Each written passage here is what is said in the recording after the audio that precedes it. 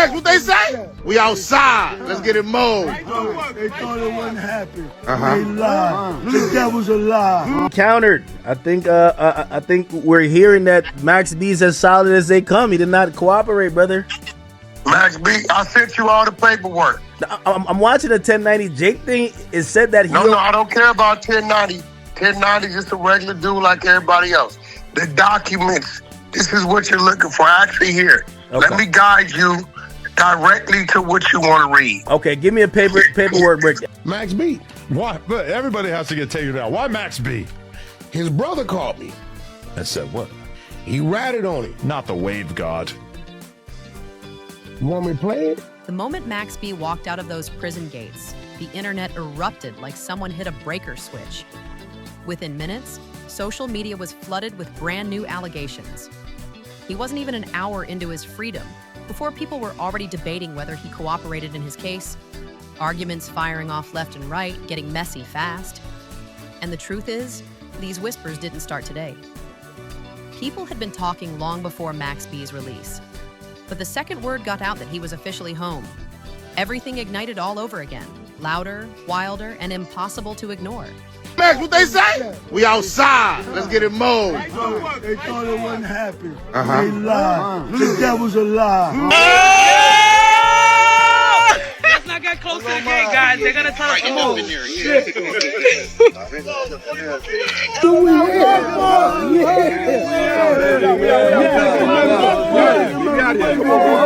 Everyone's talking about the Max B snitching saga, and it's impossible to scroll through social media without seeing it blow up.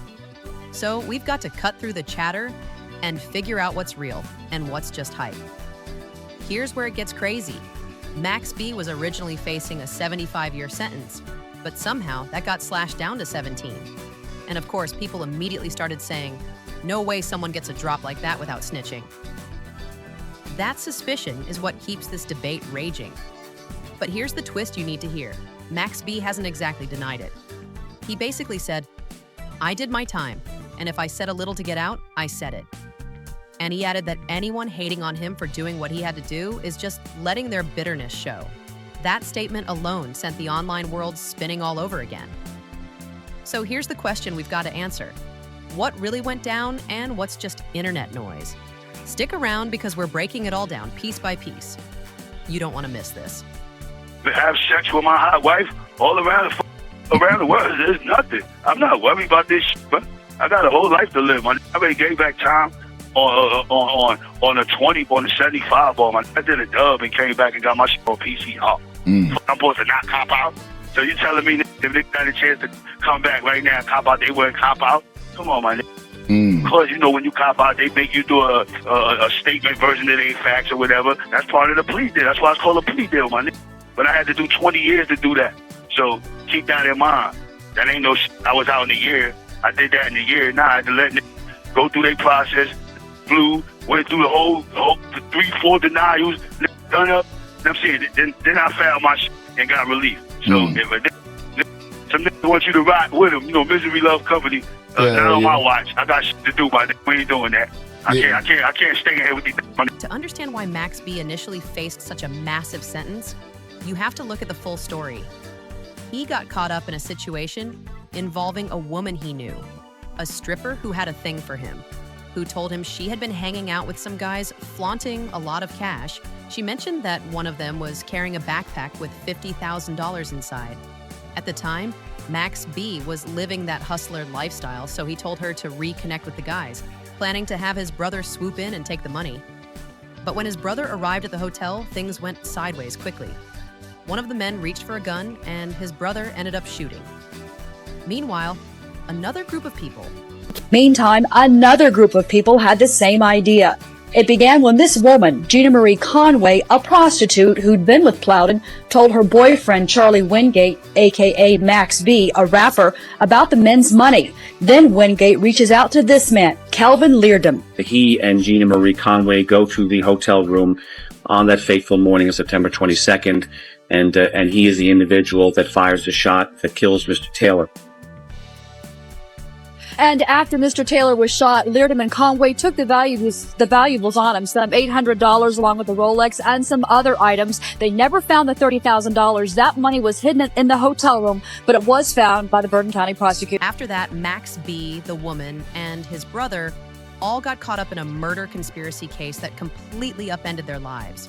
So when Max B. talks about those 75 years, he's basically saying, yeah, I was convicted and given that massive sentence, but I ended up serving about 17 years, and now I'm out. That's why the debate keeps swirling. People disagree on how he managed to get out, but Max B. has always stood by his decision. He explained that his brother had filed 4 separate appeals, and each one was denied. After seeing that pattern, Max B. realized his brother might never be released, which led him to sign a statement and cooperate after roughly 17 years. He said his goal was simply to set the record straight and finally come home. His brother, however, didn't see it that way. From his perspective, Max B.'s decision was a betrayal because he was still fighting for release, and he feels that Max B.'s cooperation effectively shut the door on any remaining chances. The brother argued that providing information hurt his case, while Max B. responded, look, he already tried appeal after appeal with no results, so I did what I had to do. That disagreement alone has kept the online conversation alive. The tension intensified even further once Max B. was released. Wack 100 jumped into the discussion, challenging the narrative. He claimed Max B. didn't just cooperate at the end, but had actually provided information earlier during the initial stages of the investigation. That sparked controversy because, in Wack's view, any form of cooperation counts, whether it happened before or after 17 years in prison. Then, documents from Max B.'s appeal surfaced online. His lawyer, Wingate, argued that the court had handed down an excessive sentence and failed to consider mitigating aspects of his life. They stressed that Max B.'s situation wasn't likely to recur and that a 75-year sentence didn't fit the circumstances. Countered. I think we're hearing that Max B's as solid as they come. He did not cooperate, brother. Max B., I sent you all the paperwork. I'm watching the 1090 Jake thing. It said that he... No, I don't care about 1090. 1090 is just a regular dude like everybody else. The documents, this is what you're looking for. Actually here. Okay. Let me guide you directly to what you want to read. Okay, give me a paperwork breakdown. I sent you the paperwork. This is going to guide you right to where you want to read. This is one part where he's admitting that due to his cooperation, he should be given leniency. Here, that's... What page is other this? Part, that's Max B's paperwork. Okay, yeah, but you sent me a document. What page is on it? I don't look at it. It'll tell you that. You have all the documents. You even have the appeal. But here's the part that really made people take notice. The appeal revealed that Max B had worked with law enforcement to help locate Conway, the woman tied to the case. During the investigation, officers were trying to track her down because she had been with the men involved the night everything went down. Police approached Max B calmly, letting him know he wasn't being targeted at the time. They just needed his assistance in finding her. Max B provided details about where she stayed and the places she often hung out. Why the authorities reached out to him specifically isn't fully clear, but they clearly believed he had valuable information. This is the exact point that has people debating nonstop online. Some argue that Max B essentially admitted to cooperating after 17 years, which alone has stirred up a lot of controversy. Involved in the murder robbery, where she works, with strip club, and where is that snitching though? I've heard from Hell people. Yeah, that's snitching. See, this is the part. Hold on. If I'm a street dude, let's say me and you are street dudes, and they said, do you know where Wack works? And I said, I know Wack does podcasts or does interviews with DJ Vlad. Am I snitching? Listen, let's paint the right picture. Academics. Yeah. This lady and this dude was involved in a murder robbery. We know you have some involvement as well. What do you know about them? She works at Scarlet Strip Club and lives at this location. They're letting him know she is an interest. He knows she's of interest because they put the plate. Then there's the second layer to the story. Max B had also helped police locate Conway during the investigation itself, and Wack 100 jumped in, asking, why is everyone overlooking this just because they're fans of Max B as an entertainer? The debate continues because people are hesitant to label someone with legendary status in the music world. But Wack insists that the same standards used to judge others should apply here, and that Max B is being given a pass simply because of favoritism. Online, the conversation keeps spinning in circles. Some argue that Max B just handled his business, while others claim the situation is exactly what critics say it is. Many believe he's getting special treatment, and they question how that could be fair. The discussion heated up even more when Wack 100 clashed with DJ Academics, debating what really counts as cooperating. Opinions flew fast, turning the conversation into a full-on argument. Here's what a lot of viewers don't realize. Many watching this drama have no street experience at all. To them, it seems straightforward. They see that police asked Max B about a woman's whereabouts and think, he didn't pull the trigger. Maybe he sent someone to rob someone, but he didn't order anyone to take a life. Anytime you give any information up on anybody else other than yourself, you're telling. And this is why your crowd is not going to understand. Our rules are our rules. We don't give a damn about what the civilians or the L7 think. The minute Max B told that detective where that woman lived and where she worked, and they apprehended her, she then told on Pooh Sims, who got 120 to life, and she did like 8 years or so. She went to jail as well. You tell it. And if you read the document, you're going to read. But I heard she told on Max B as well. Listen, it don't matter. He told on her first. From the perspective of an average person, Max B doesn't even come across as a full co-conspirator because, in their view, he wasn't directly involved when the tragedy happened. But in the street world, the rules are completely different. There, anything short of talk to my lawyer can be labeled as cooperating. Even sharing the tiniest detail is seen as crossing a line, and there's no gray area in how it's defined. That's why these debates keep flaring up. Everyday people see things one way, while those familiar with that lifestyle interpret it entirely differently. Wack 100 is facing a lot of backlash right now, even though he's pointing out that Max B clearly cooperated. He insists that the paperwork and Max B's own statements confirm the facts haven't changed. Still, many online are tired of seeing Wack call out rapper after rapper. They just want at least one artist to come home without being dragged into a scandal. The sentiment is basically, let us celebrate someone for once. That exhaustion helps explain why people react the way they do. They know what Max B admitted about helping investigators, but they're letting it slide because there haven't been many wins in the music world lately. People want to enjoy the moment instead of rehashing the case. Other names like Push and T Grizzly keep getting brought up in these conversations. And now Max B is lumped in with them. The internet is tired, and whenever someone gets out, fans just want to celebrate, not hear more accusations. That frustration fuels the denial surrounding this situation. At the end of the day, a lot of people online see it as settled. Max B admitted he cooperated, the story is out, but the culture has shifted. People have become desensitized to accusations. Nothing moves the needle unless someone is literally caught pointing at a witness. And it wasn't just speculation. Max B himself has said things like, yeah, I cooperated, and I told them what they wanted after 20 years. He said it clearly. Wack used that statement to support his entire argument. Max B explained that after 2 decades behind bars on a 75-year sentence, plus 4 denied appeals from his brother, he felt there was no reason to stay silent. In his mind, the situation was locked in, the time had been served, and nothing was changing. So he decided to tell investigators everything and finally walk out. They like misspelled words and all this shit, but we went to the thing and found the real court documents. And regardless of misspelled words, what you were saying, what you were saying was in there. He definitely, he told where that woman lived at, where she worked at. I've been saying that though, Wack. This ain't no see. Nobody want to listen to me because I ain't got no platform. Oh, no. I'm saying nigga ain't can, so that's what it is. On the phone right now. So here goes the thing. Oh, all right. Now we got past that telling.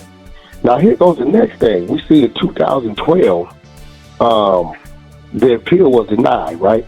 But then in 2016, he get a 55-year time reduction, right? Now I'm hearing about whatever went on with his attorney, but here goes the problem.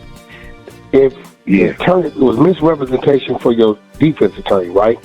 Whatever the is gonna go on, whatever the shit they saying is the reason why they're gonna reduce your time, right? That's the defense Max B continues to stand on, and he repeats it confidently. But his brother sees things in a completely different light. He believes Max B crossed a line because he's still fighting for his own freedom, still filing appeals, and still holding out hope to get released someday. So when Max B chose to provide additional information after all those years, his brother feels that it destroyed any remaining chance he had. That's why their disagreement carries so much weight. Online, many call this one of the clearest examples of snitching they've ever seen. But the way Max B has handled the situation sets him apart from how others might respond to the same accusations. At the core, his argument is, then it's going to be documented. You can't find why he got time reduction, bro. Exactly. But now look, this is what I'm on the process now. I just hired a new lawyer, so I got another lawyer, my lawyer, right? But I'm filing an appeal right now that I got going on. So I gotta I'm about to get the paperwork because my lawyer about to get it.